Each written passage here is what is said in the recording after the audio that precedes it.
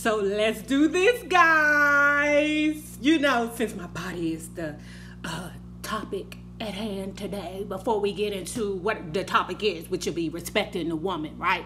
And respecting your elders, because you bitches need to learn how to respect your elders. But we'll get into it. Just give me a couple of seconds. You know, I got to do an old crazy intro, right? Back up slowly. Oh, you know, these titties ain't going nowhere. This is a 36G until I, decide to do my breast reduction in child. And I'm still confused about that.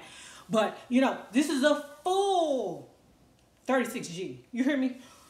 Full, meaning that I have a sports bra on.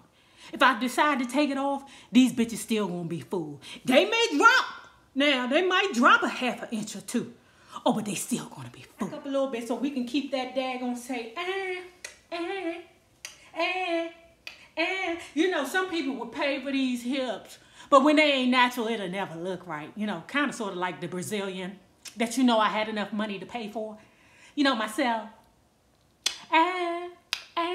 The stomach, y'all. Y'all see the stomach?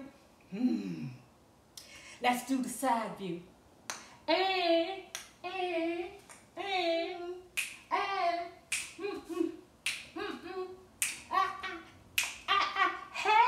y'all. You're just smiling this morning. All of your love is wishing you well. Kim, you had a question. Yeah, I wanted to ask Maya her views on interracial relationships. Oh, thank you. And first, I'm Miss Angelo. Miss Angelo. Yes, ma'am. I'm not Maya. I'm 62 years old. I have lived so long and tried so hard that a young woman like you or any other you have no license to come up to me and call me by my first name. Excuse me. That's first. That's first. Also because at the same time, I am your mother, I'm your auntie, I'm your teacher, I'm your professor. You see? So before I get into my commentary, let me tell you a quick little story, right? Once I left probation, I went to Georgetown, right? And if you don't know what Georgetown is, it is a very elite Ivy League university, and it is a teaching school. So what I did was I worked administratively for the doctors, right? Now, this was my first time working for, any place that had as many white folks as Georgetown does. Like, I think Georgetown has about 65% white employees and the rest were other, okay? But I've never worked any place like that before, but child, I acclimated myself very well. And let me say this, it was different because the new white people, like a lot of those Georgetown doctors were like so cool. They were almost like yuppies, like they were cool, and they really and truly did not want you to call them by their name. They didn't want you to say doctor. They didn't want you to say, they wanted you to call them by their first name. And that was weird to me. But because I'm old and it was hard for me to keep track of all them, Mother Hunchy's names, everybody's name was Doctor. Her name is Dr. Nina. And let me tell you why I call her Dr. Nina. Because it was very rare to have a black female doctor in this particular field. It was very important to me that I was very catering to her. Yeah. We used to say, good night, doctor, whatever her last name was. And she came over to us. She was like, no, please don't call me doctor. Please call me Nina. And I was like, call you Nina? Why? And then she was like, because I understand that you want to acknowledge my credentials. But culturally, that's not what we do. Call me Nina. And me, I think I was like 45 at the time. And the woman that was in the room with me when she had this talk with us, she was probably like 50. And she just said, please, if my mother found out that you were calling me Dr. such and such and you ladies are older, she would be so upset with me. So because we felt like we were so happy to have a black female doctor there, that we was like, you have to allow us to call you doctor. You have to be acknowledged, because what you're accomplishing now is very rare. And she said to us, she was just basically like, I understand what you're saying, but culturally in the black community, I cannot allow you to call me doctor. And me and the girl was like, okay, we'll just call her Dr. Nina, okay? And she was happy with that, because we came to a good medium with that. But for this woman to have all the accolades she has and still allows us, or still remains true to her cultural and her historical teachings, that I was so proud of that. That was warm to me, because I feel like right now nobody has any respect for the older person. The things that I've accomplished along the way, then maybe they would have more respect. Now, I'm not saying that, you know, you're supposed to just automatically just walk up to a person and give them respect. But when you know somebody is older, they damn sure have been through a lot more in their life than you have. Like I've always told you guys, I'm from the hood. There's no doubt in it. Yes, my daddy's side was from Capitol Hill. Okay, yes, that much. Okay, but I was also from Certain Quarters. I was also from Southwest. I'm also from 640. And there's a lot of things in my life that I'm not going to say here on YouTube that I have been through. See, a lot of these people playing hard, but they don't even know what it's like to see a dead body. They don't even know what it's like to have somebody to lose their life right in front of your eyes. They don't know what it's like to have that thing in their face. A lot of people play real hard here. But I know that they really and truly couldn't handle the heat if they was near the fire. You know what I'm saying? Like, I still have some PTSD about being from the hood. Like, when firecrackers go off, like, I cannot lie. I'm telling you the truth.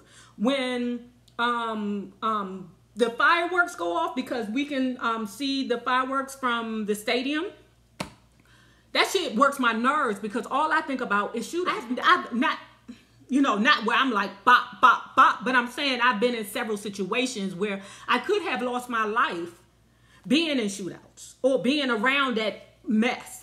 And I don't know what I was thinking. I was just young and dumb. The fact that I went to an accredited university, okay? I didn't get my shit online. I don't have no, thing for people that get their degrees online, but hey, a lot of them degrees online that people be getting, you can't really get no job with that bullshit, because that shit don't be accredited, okay? Y'all can't get no license.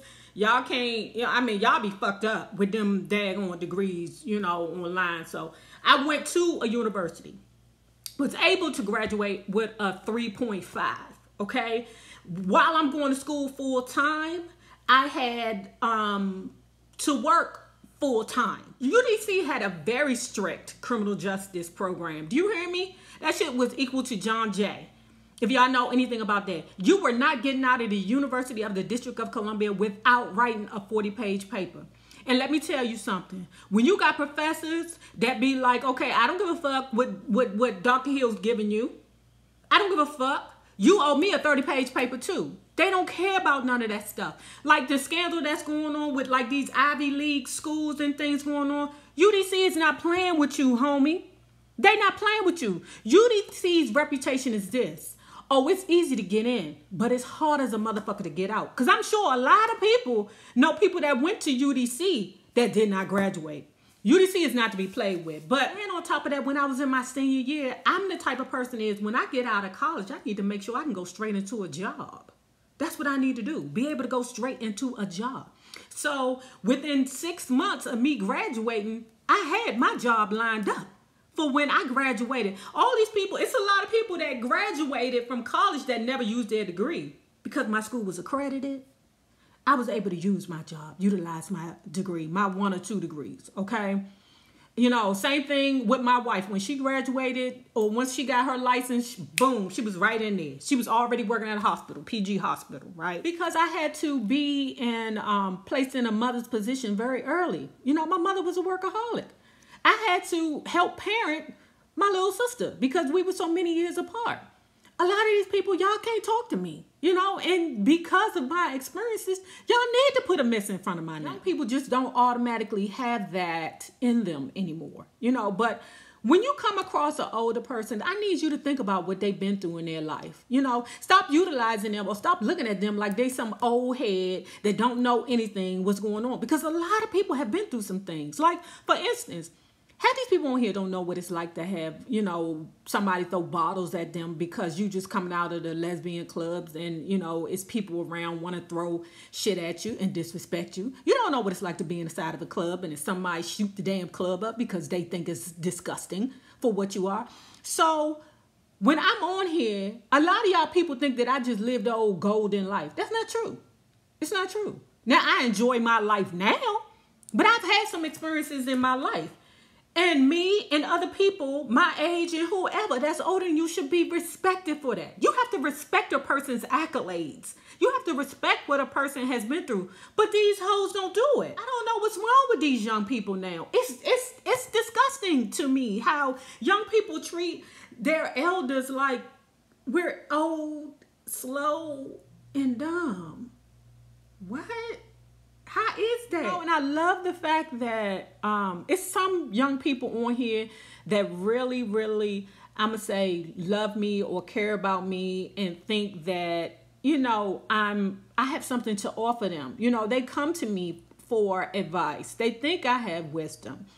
They know that, you know, when I talk about certain things, I know what the fuck I'm talking about. I appreciate you young people that come to visit my page and you think that, you know, I am a good person or I'm somebody that you call auntie.